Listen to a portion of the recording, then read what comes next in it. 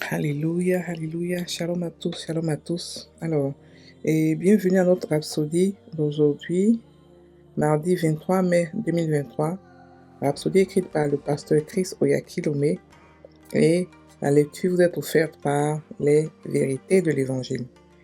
Le thème d'aujourd'hui est un différent type de promesses. Le verset est pris de 2 Pierre 1, verset 4 qui nous dit « Lesquels nous assurent de sa part les plus grandes et les plus précieuses promesses, afin que par elles, vous deveniez participants de la nature divine, et fuyant la corruption qui existe dans le monde par la convoitise. » Alléluia. Le pasteur Christ dit, le mot traduit par promesse dans notre verset d'ouverture doit être bien compris. Dans le Nouveau Testament, le même mot grec a été traduit par promesse plus de 50 fois. Cependant, dans 2 Pierre, un autre mot grec a été traduit par promesse à 2 reprises. Il s'agit d'un autre type de promesse. Mais les traducteurs de la Bible n'ont pas fait la distinction entre les deux. Je vous l'explique. Le premier type de promesse est le futuriste. C'est comme lorsque quelqu'un dit « Je te donne 200 000 dollars demain ». C'est une promesse. Mais il y a un autre type de promesse, lorsque quelqu'un vous dit « Je te donnerai 200 000 dollars ». Puis, fais un chèque daté aujourd'hui. Maintenant, ce chèque est la promesse, pas l'argent. La promesse est que si vous apportez le chèque à la banque, l'argent sera là. Tout dépend donc du moment où vous voulez l'encaisser. Si le premier type de promesse échoue, il n'y aura peut-être pas de conséquences, mais pas le second. Cela ne doit pas échouer. S'il échoue, il s'agit d'une infraction pénale en termes financiers, car il s'agira d'un chèque sans provision. Ce deuxième type de promesse est ce qui est écrit dans notre verset d'ouverture. Ce ne sont pas des promesses futuristes, mais des promesses déjà soutenues par des réalisations. Elles sont déjà réelles et attendent le moment où vous voulez les encaisser. Observez à nouveau ce que dit la Bible. Il dit « Lesquels nous assurent de sa part les plus grandes et les plus précieuses promesses, afin que par elles, vous deveniez participants de la nature divine. » Cela signifie qu'en encaissant ces précieuses promesses, nous devenons des associés du genre divin. Alléluia. Il est temps d'encaisser vos chèques et commencer à participer à l'expérience divine. Mais comment les encaisser? C'est en parlant le langage de Dieu. C'est en déclarant des paroles de foi en accord avec Dieu. Alléluia. Fin de la rhapsodie. Alors, de quoi parle le texte? On nous parle de promesses. On nous parle de différents types de promesses. Alléluia. Le pasteur a expliqué ici que le mot promesse dans le verset d'ouverture que je vais encore relire, 2 Pierre 1, verset 4, qui dit « Lesquels nous assurent de sa part les plus grandes et les plus précieuses promesses, afin que par elles, vous deveniez participants de la nature divine, en fuyant la corruption qui existe dans le monde par la convoitise. » Donc ici, il explique que le mot promesse ici est différent de l'autre promesse qu'il a mis dans l'Ancien Testament. Pourquoi? L'Ancien Testament nous parle des promesses qui sont futuristes, c'est-à-dire que des promesses qui vont venir demain. Et je vais le faire, mais sans vraiment donner la preuve, sans vraiment donner des garanties que ça va se faire. Mais par contre, les promesses que le Nouveau Testament sont des promesses qui sont faites avec des garanties. Ce sont en fait des bénédictions, des promesses déjà réalisées. C'est pour ça que le pasteur a pris l'exemple de chèque. Il a pris l'exemple de chèque, il a dit que la promesse, c'est « je te donnerai 200 000 francs et je te donnerai un chèque ». C'est différent. Il dit, la première chose, c'est dans le futur. Je vais te donner. C'est au futur. La deuxième chose, c'est déjà passé. Mais il dit ça dans le futur comme ça. Mais en fait, le chèque est déjà là. En fait, la différence, c'est que le Nouveau Testament, on n'a pas de promesses en tant que telles. On a des promesses qui sont déjà réalisées. L'Ancien Testament, ils ont des promesses. On leur a dit que s'ils font ceci, ils auront cela. S'ils font ceci, ils auront cela. Donc, eux, ils ont beaucoup de promesses. Et la Bible, toutes les promesses ont été réalisées en Christ. Donc, tout ce que Dieu avait dit qu'il allait faire, il a déjà fait en Christ. Donc, nous, ce qu'on a, ce n'est pas des promesses, ce sont des bénédictions ou des promesses déjà réalisées que nous avons. Je ne sais pas si vous comprenez. On n'est pas ceux-là qui vont demander. Donc, on ne dit pas Dieu va faire. Parce que nous, on a de la preuve qu'il a déjà fait. Nous, Il a réalisé ses promesses. Les promesses qu'il a promis aux autres, nous, on est rentré dans les promesses et on a profité de ces promesses. Donc nous, pour nous, c'est oui. C'est amen. On n'a pas de promesse future.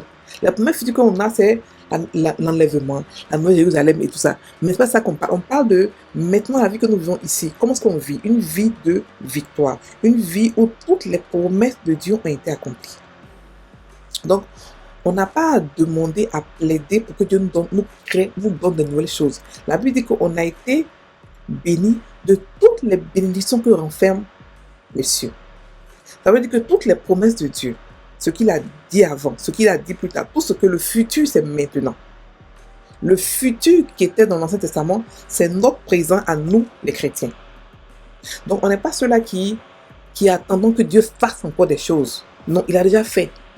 Donc, quand on entend un chrétien qui Dieu va faire, ça c'est qu'il ne sait pas encore qui il est, il ne sait pas encore ce qu'il possède comme héritage, il ne sait pas encore où il est. Dieu, qu'est-ce qu'il a fait? Il nous a donné une nature, la même que lui.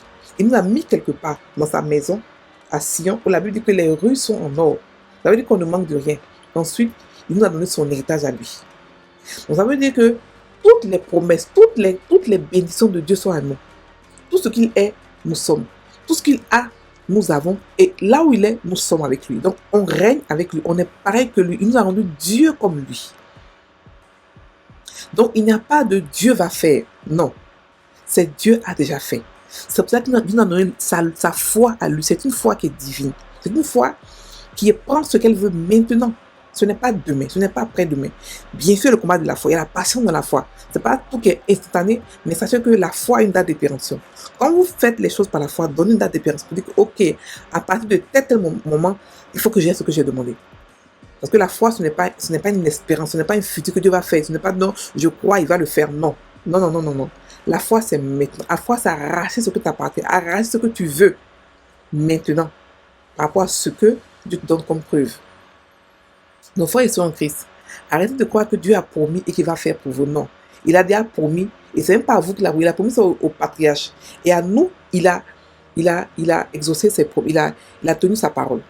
Ça veut dire que ceux à qui il n'a pas promis, il leur a donné. Mais dans ceux à qui il a promis, ils sont morts. Et c'est nous qui profitons de ce qu'ils ont eu comme promesse. Et c'est quelque chose de grandiose.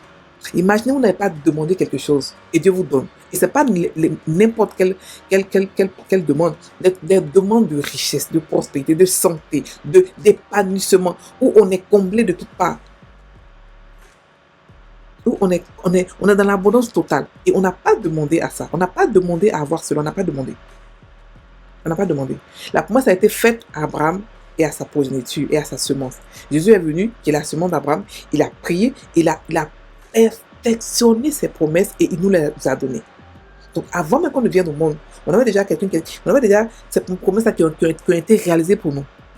Donc on n'a pas à pleurer, à crier, à se lamenter, à supplier Dieu pour quelque chose. Toujours j'entends des gens qui pleurent. Oh Seigneur, donne-moi ceci. Oh Seigneur, pourquoi est-ce que tu as pris mon enfant? Oh Seigneur, Dieu n'est pas méchant.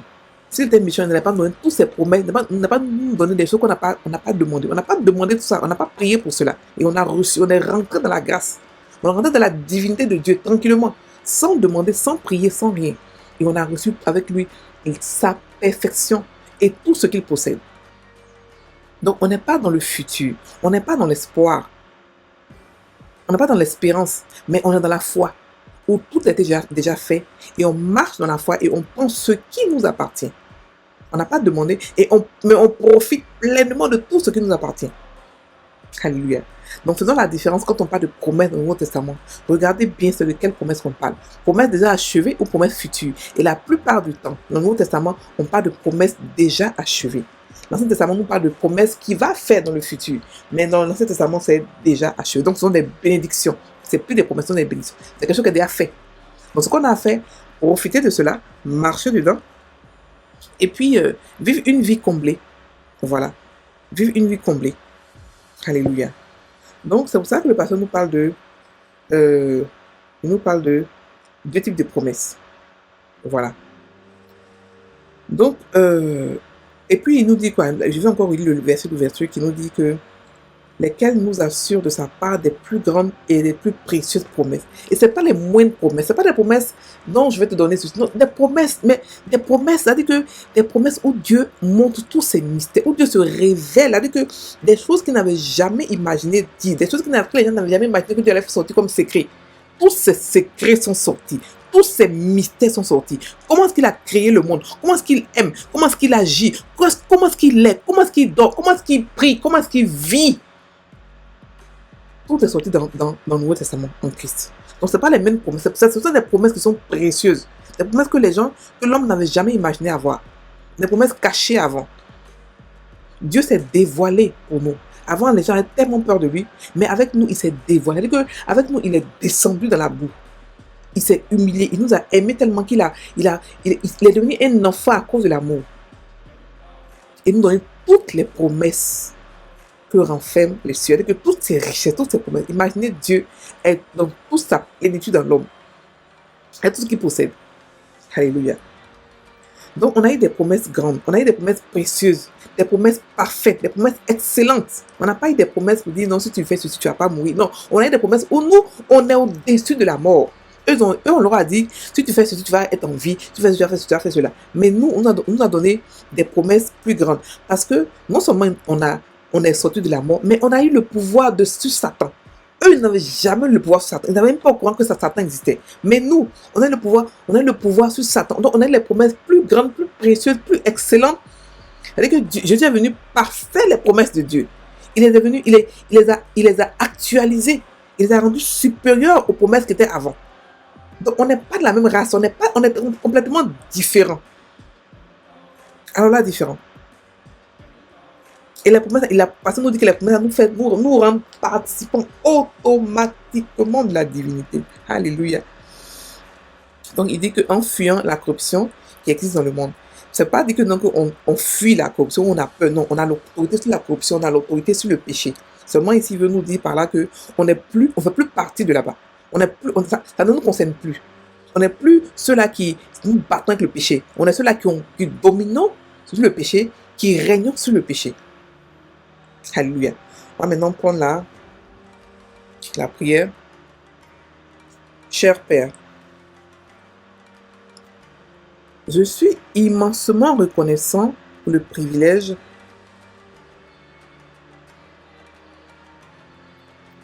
de participer à l'expérience divine. Je suis un associé du genre divin, transfiguré en esprit à l'image et à la ressemblance du Fils de Dieu.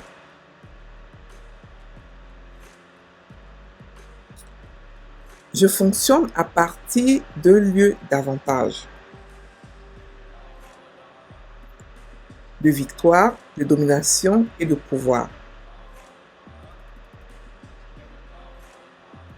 Guidé et propulsé par ta sagesse divine,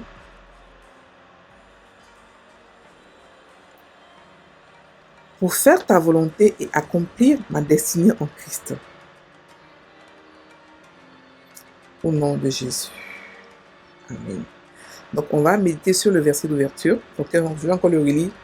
Lequel nous assure de sa part les plus grandes et les plus précieuses promesses, afin que par elle, vous deveniez participant de la nature divine. Alléluia. Je suis participant de la nature divine. J'ai été envoyé en Dieu. Je suis divinement divine. Oh, kasabarakonto sonte kerike shinke bebe kintoro konto sontaka. Don deberia canta barakonto kosonte kerike shinke. Bakon deberia ko karababako rakanta kasabarakonte ke. Don de kerike shinke beria kontoro kosombara kanta barakontaka. Oui, je suis divine complètement. J'ai reçu les plus précieuses, les meilleures promesses les meilleures promesses que Moïse, les meilleures promesses que Abraham. J'ai reçu des promesses inouïes, des promesses grandioses et je dans les promesses. Je profite de ces promesses. Sakato sakata. Onda barakinteshe. Je profite d'elle. Abako sombarakanta karabakonteke. Onde beria kanta barakonta. Les promesses d'une vie comblée, d'une vie épanouie. Et cela dans tous les domaines de ma vie. Il n'y a pas un domaine où je pleure. Il n'y a pas un domaine où je m'inquiète. Parce que les promesses, elles sont précieuses. Elles sont précises. Elles sont excellentes. Elles sont parfaites. Et elles sont infinies et éternelles.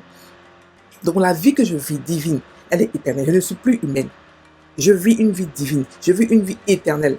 Oh, baso kenta karababa konto koso barakinteke. Lenge to son te keria kasa barakonto koso. Lenge to son te keria shinke beria konto barakantaka. Je suis devenu participant de la nature divine. C'est-à-dire que je suis entré dans la vie de Dieu, bakasa barako, et j'ai pris sa vie. Oh, bakanta barakontakal. Ma vie est décédée, ma vie est morte, et j'ai pris sa vie. Je suis devenu divine, je suis devenu sainte, je suis devenu Dieu, je suis devenu pur. Je suis participante. C'est-à-dire que la vie supérieure, la vie excellente, la vie céleste, je suis participant, je suis oh, kosota karaka to sonko to sheke takaso barakinteke. Onda barakonte se kakato karaba konto sonte lende se keberia konto koso barakinteke. Alléluia. Merci Seigneur. Merci Seigneur. Kosote ke sankanta barakonto sonta karaba kinto kose. Alléluia. Frères en Christ, passez une bonne journée. Soyez bénis.